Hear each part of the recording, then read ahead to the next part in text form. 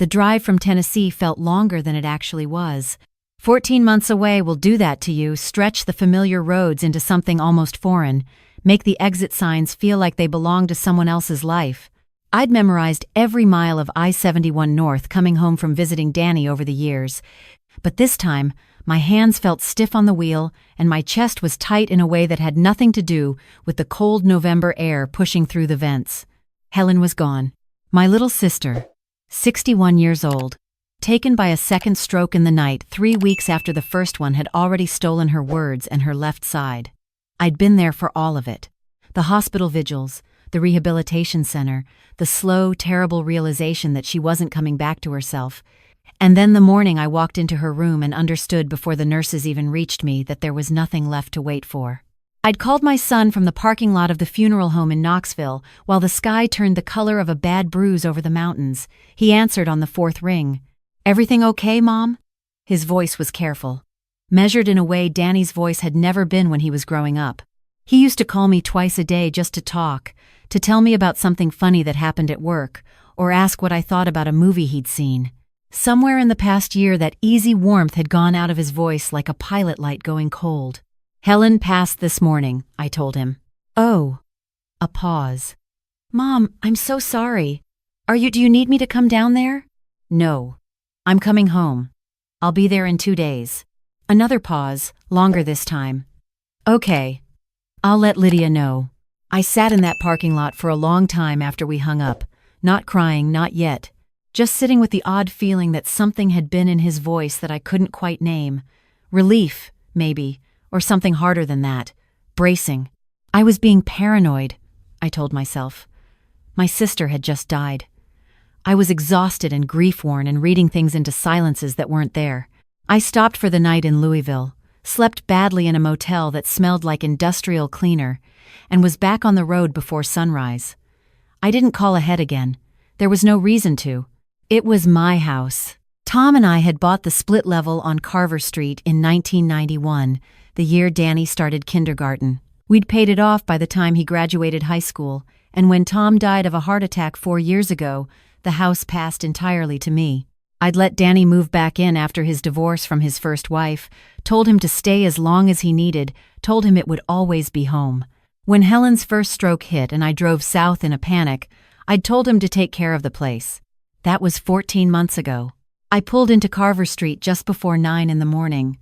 The maple in the front yard had gone bare for winter, its branches reaching up against a gray sky. The lawn hadn't been raked. Leaves were matted against the front step in a wet brown layer. The gutters were visibly clogged. Tom would have handled all of this before the first frost. Danny had always been good about it too, once upon a time. There were 3 cars in the driveway. Danny's gray sedan, I recognized. The other 2, a large red pickup truck and a white SUV with a cracked rear bumper I had never seen before. I sat in the driveway for a moment, engine running. My phone said it was a Wednesday morning. 2 strange cars. I thought about calling Danny again, announcing myself, giving whoever was inside time to do whatever people do when they know you're coming. Instead, I turned off the engine and got out. My key was on the same ring it had always been. It slid into the deadbolt and turned, and I pushed open the front door. The smell hit me before anything else. Cigarette smoke layered under an air freshener, trying and failing to cover it. Bacon grease, dirty laundry, something vaguely sour that I couldn't place. I had kept that house for 32 years, and it had never smelled like this, not even when Danny was a teenager. The entryway was unrecognizable.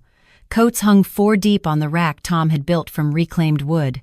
Men's boots, women's flats, children's light-up sneakers all jumbled on the mat that used to hold 2 pairs at most. An umbrella I'd never owned was jammed in the corner, and someone's duffel bag sat open on the floor, spilling a flannel shirt onto the hardwood. I walked down the hall toward the kitchen. Someone had moved the side table where I kept my good lamp, and the wall where I'd hung family photographs was different, not bare, just different, like someone had shifted frames around without removing them, probably to make room for a large framed print I didn't recognize, a beach scene with a motivational quote across the bottom. The kitchen was full of people I had never met. A woman about my age stood at my stove, frying eggs in my cast-iron skillet, a cigarette burning in an ashtray I didn't own sitting on my countertop beside her. A man in a flannel shirt sat at my kitchen table reading something on his phone, a cup of coffee in front of him. Two children, maybe 8 and 10, were at the breakfast bar eating cereal with the television in the living room turned up loud enough that I could hear cartoon voices from where I stood. None of them looked up when I came in. "Excuse me," I said. The woman at the stove turned first. She had dyed red hair and reading glasses pushed up on her forehead and an expression that went from startled to something harder in about 2 seconds flat. "Who are you?" she said.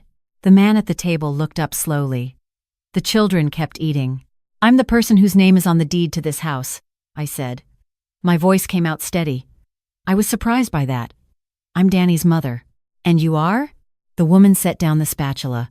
Her jaw did something complicated. "Oh." She drew the word out like she was buying time. "You're Carol. Well, Lydia said you were in Tennessee." Lydia was right. Now I'm here. I looked around the kitchen, at the dishes stacked on my counter, at the cereal boxes lined up along the windowsill where I used to keep my herbs, at the strange coffee maker on the far end that replaced the one Tom and I had bought together at Crate and Barrel. "Where is my son?"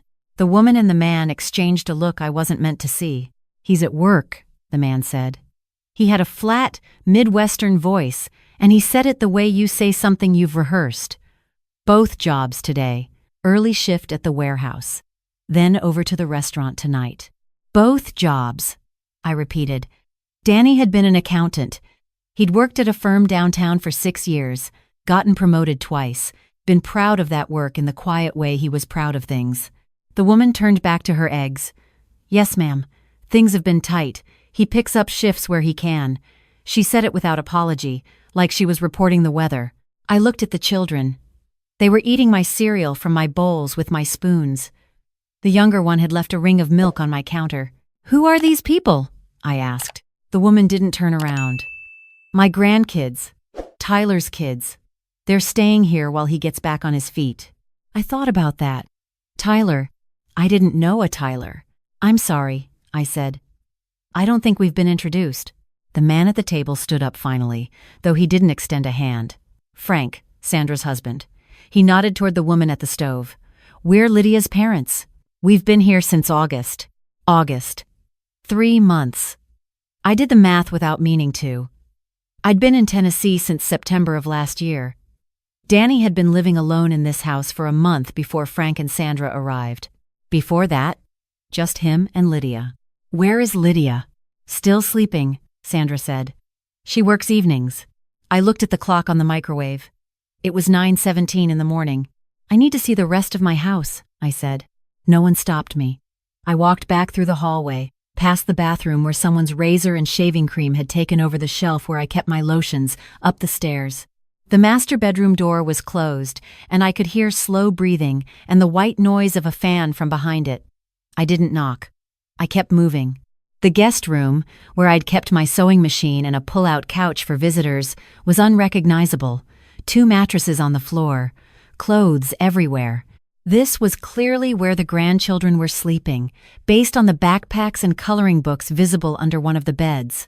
The third room, what had been Danny's office, held a gaming setup and a tangle of cords and a smell of fast food wrappers that I tracked to a trash bag sitting full in the corner. I went back downstairs. I opened the door to the basement. Danny was down there. He was sitting at the old workbench Tom had used for woodworking projects, eating something from a takeout container and looking at his phone. He looked up when I came down the stairs, and for a split second his face broke open with something raw and relieved and awful before he put something more careful over it. "Mom." He stood up quickly, nearly knocking the takeout off the bench. "What, I didn't know you were coming today." I looked around the basement. There was a cot against the far wall, neatly made, with his pillow and a folded blanket. His clothes were on a plastic shelf unit he'd dragged down from somewhere. His dress shoes were lined up underneath the workbench like soldiers. My son, 32 years old with a master's degree in accounting, was sleeping on a cot in his father's basement. I couldn't speak for a moment. "Danny," I said finally. "What happened?" He looked at his hands. "Everything's fine, Mom. It's just temporary, until Tyler gets sorted out and finds a place. And Frank's back has been bad. He can't work right now. So," I looked at the cot. I looked at my son. He was thin in a way I hadn't expected, his face angular, shadows under his eyes. He looked the way people look when they're carrying something heavy for a long time and have gotten used to pretending it's light. "Sit down," I said. He sat. I sat on the edge of the workbench beside him. The fluorescent light hummed above us. "Tell me everything," I said. He didn't, not all at once. He deflected at first. Told me it was complicated, that Lydia's family had just needed help, that things at the firm had changed. I waited.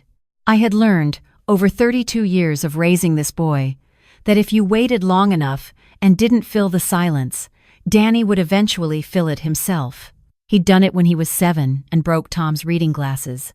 He'd done it at 16 after the car incident he thought I'd never find out about. He did it now. The accounting firm first. There had been a misunderstanding, he said. His boss had received a call from someone claiming to be Danny, saying he was resigning immediately for personal reasons, that he wouldn't be coming back.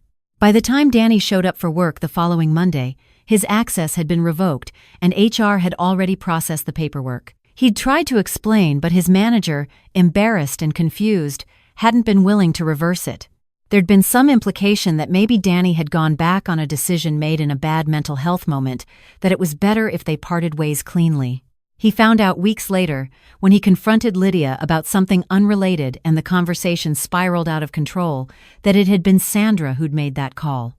His mother-in-law, using information she'd gotten from Lydia, impersonating him well enough to convince an HR department that he'd quit. Why would she do that? I asked, though I was starting to understand. Danny looked at his hands again. She wanted Lydia to be the breadwinner, so that Lydia had the power, so that we needed them here. He paused. Once I lost the firm job, I couldn't afford the mortgage on my own. Not the way they'd let the utilities run up, the groceries, everything charging through one account. Lydia said the family needed to consolidate. Said it made sense for her parents and Tyler's family to move in, split costs. But the costs kept getting higher, and my paycheck from the warehouse barely covers what they call my share. "My paycheck?" I said quietly. He nodded. "Danny," I kept my voice even. "This house is not mortgaged. Your father and I paid it off in 2009. Your name is not on the deed. My name is on the deed. There is no mortgage." He looked at me for the first time since I'd come downstairs. Really looked at me.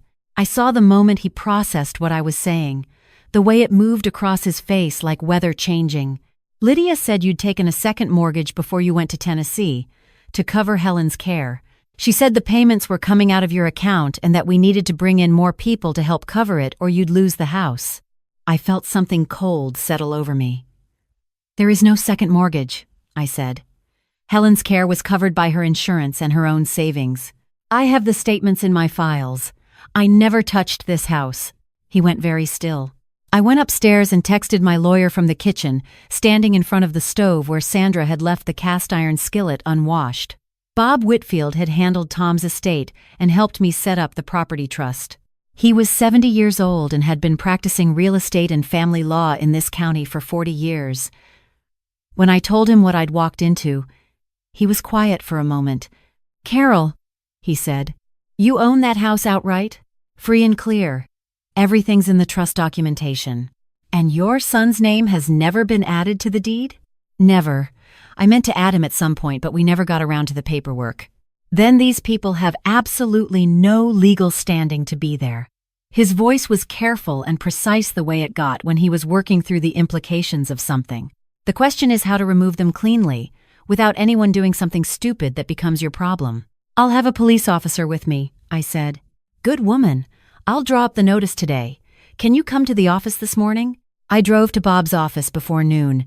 He pulled the trust documents, the original deed, property tax records, going back to 1991, all in my name, all current. He made copies while I sat in his conference room and drank bad coffee and held myself very still, the way I'd learned to hold myself during Tom's last hospital stay, during Helen's decline. There was grief somewhere underneath all of this, but I didn't have time for it yet. There was work to do first. At the police station, the desk sergeant was a tired-looking man in his 50s who initially seemed skeptical. But paperwork is a particular kind of argument that's very hard to refute, and Bob had given me a folder of it. By the time I finished explaining, He sent Officer Patricia Chen with me, a compact woman in her late 30s with close-cropped hair and the manner of someone who has seen most things and is not easily surprised. On the drive over, I told her what Danny had told me. She listened without interrupting. "The mother-in-law calling the employer," she said when I finished. "That's something. That could be fraud depending on the circumstances and the damages." "I know," I said. "And the suggestion that there was a mortgage when there wasn't. That's worth looking into, too." "I know that, too." She glanced over at me. "How are you doing with all of this?" "I've been better," I said honestly. "But I'll be better still when they're out of my house." We pulled into the driveway at 2 in the afternoon. The patrol car was exactly the kind of message I wanted to send. I watched the curtain in the front window move before I'd even opened my car door. Frank answered the door before I knocked. He was wearing the same flannel shirt and his face had gone careful and closed. "We need to talk," I said. Danny appeared at the top of the stairs. His face went through several things at once when he saw Officer Chen. "Frank," I said, "I need you and everyone in this house to listen carefully. This property is mine. It's held in a family trust in my name, and it has no mortgage, no lien, no financial obligation of any kind. Your family has been here without my permission. I've prepared formal notice that you have 24 hours to vacate the premises." Sandra came out of the kitchen. Her face was red. "You can't do that. Our daughter lives here. This is her home." "Your daughter does not own this home." I looked at her steadily. "Her husband, my son, does not own this home. I own it. And your family moved in without my knowledge or consent based on information that I believe was deliberately falsified." Lydia came down the stairs in a robe, her hair loose, her face doing something complicated. She'd been a pretty girl when Danny first brought her home. She looked harder now, watchful. "Carol," she started. I handed the eviction notice to Frank. Officer Chen stood slightly behind and to my left, one thumb hooked near her belt, saying nothing. 24 hours, I said. "I'd suggest you spend them packing." "You can't prove anything," Sandra said. Her voice had gone sharp and tight. "Lydia handles the finances. Danny was included in every decision. You were in Tennessee. You weren't here." "I know I wasn't," I said. "But I'm here now, and I'm not leaving." "Lydia," Danny said from the stairs. His voice was quiet. He came down the last few steps until he was standing beside me. His hands were shaking slightly. "It's over. My mom owns this house. She always has. You know that." Lydia's expression shifted. The hardness cracked, and something underneath it showed through, not regret exactly, but the look of someone recalculating odds. "Danny," she said, "don't do this, whatever your mother is saying." "I spoke to Bob Whitfield," Danny said. "He has everything." He looked at his mother-in-law. "All of it, Sandra. The employer call is documented. I kept the voicemail from my old boss. He kept his message asking me to confirm whether I'd actually resigned." Sandra went pale. Officer Chen stepped forward slightly. "I'd encourage everyone here to take this seriously," she said pleasantly. "Removing people from a property under false pretenses is potentially fraud. Impersonating someone to cause job loss is potentially fraud. I'm not here to make arrests today, but I am here to witness notice being served, and what I'm hearing is going to be in my report." The room went very quiet. Tyler appeared from somewhere in the back of the house, a big man in his early 30s with his father's flat expression. He looked at the police officer, looked at the notice in his father's hand. He didn't say anything. He turned around and went back the way he'd come. I looked at Lydia. "I want you out by 10 tomorrow morning," I said. "All of you. I'll be here at 10 with Officer Chen again. What's still here at 10 becomes a matter for the sheriff." She looked at Danny one more time. Danny looked at the floor. We left them standing there. Outside, Officer Chen walked to her car and paused. "Your son," she said. "He doing okay?" "He will be," I said. She nodded once. "I'll be here at 10. I took Danny to dinner at the diner on Route 9 that had been there since before he was born. He ordered the meatloaf and barely touched it. We sat in a booth by the window and I watched the traffic go by on the highway while he stared at his coffee. "I want a divorce," he said finally.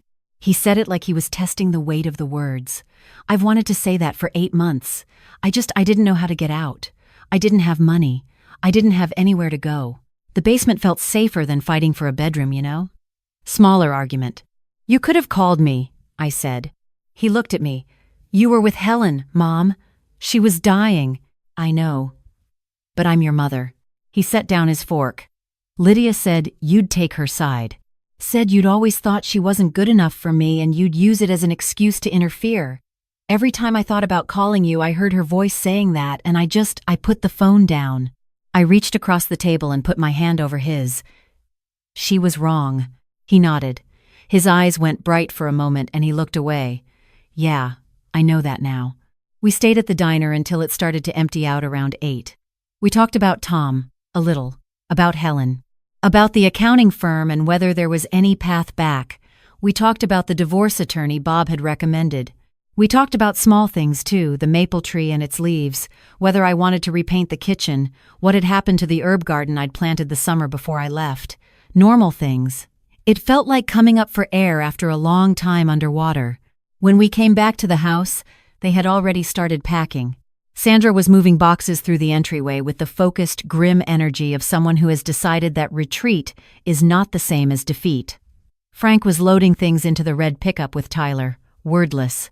The grandchildren were watching from the stairs, wide-eyed and quiet in the way children get when adults are frightened. Lydia was in the kitchen, standing very still beside the refrigerator. When Danny walked in, she looked at him with an expression I can only describe as a door closing.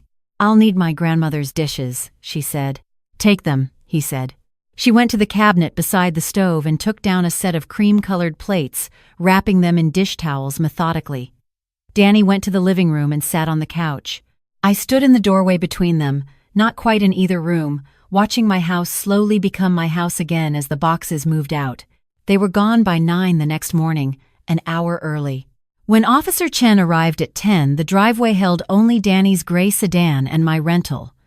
She walked through the house briefly, noted in her report that the property was clear, and handed me a copy before she left. I stood in the entryway after she'd gone and looked at the wall where the motivational beach print had been. The nail holes were still there, but the print was gone.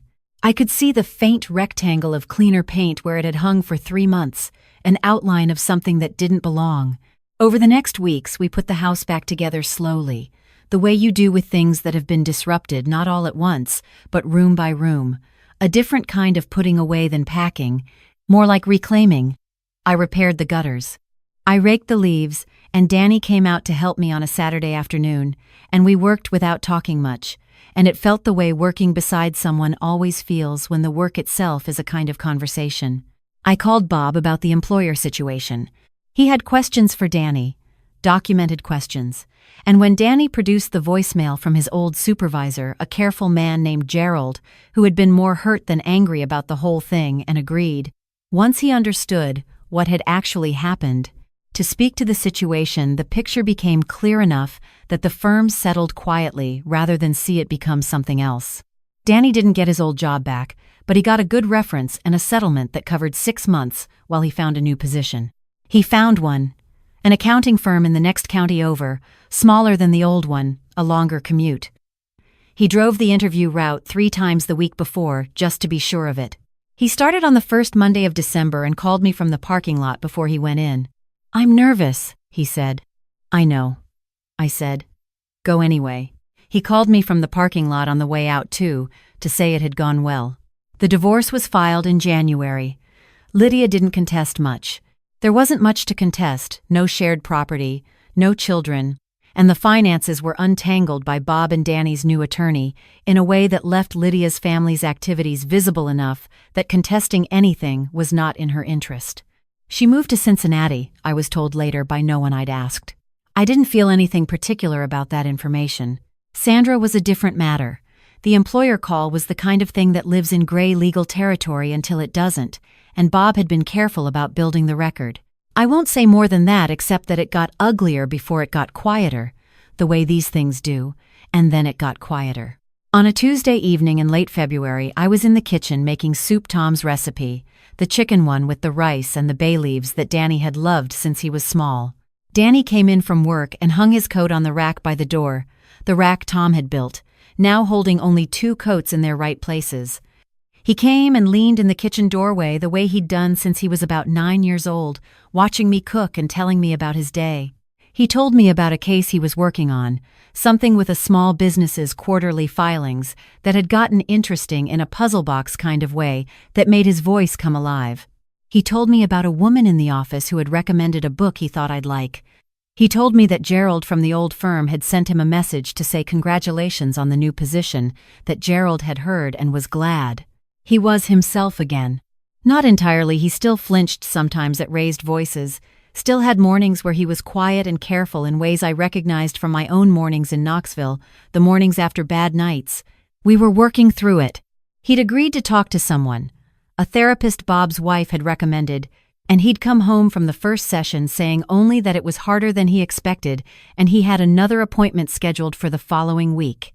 That was enough. That was everything. The soup was ready. I served it in Tom's bowls, the deep blue ones we'd bought on a trip to Vermont the year Danny graduated high school, and we sat at the kitchen table that was mine again, in the chairs that had always been ours, with the photograph of Tom on the shelf in the living room where it had always been, and the lamp back on its side table where it belonged. "You didn't have to come back," Danny said. He was looking at his soup. "I mean, you'd just lost Aunt Helen. You could have taken time." I looked at my son across the table. The November light was long gone, and the February dark was pressed against the windows, and the house smelled like chicken soup and bay leaves, and itself again. "You're my son," I said. "This is my house. Where else would I go?" He nodded. He picked up his spoon. We had soup together in the kitchen while the winter moved around the house outside, and I thought about Tom, who would have handled all of this so much louder and faster than I had, who would have been back in Ohio within a week of me describing those strange cars in the driveway, who would not have been patient about any of it. I thought about Helen, who had always said I was the steady one, the one who could wait and watch and move at exactly the right moment. I thought about the nail holes in the entryway wall and the outline of that beach print. Tomorrow I was going to hang something better there. I had a painting Danny had done in high school, a mediocre landscape that I had always loved purely because he made it, that had been in my closet since we'd repainted the hall years ago. It was time to take it out. Some things belong where they are. Sometimes you just have to go back and put them there. I came home. That's what I did. I came home, and I brought my son home with me, and that's the whole of the story.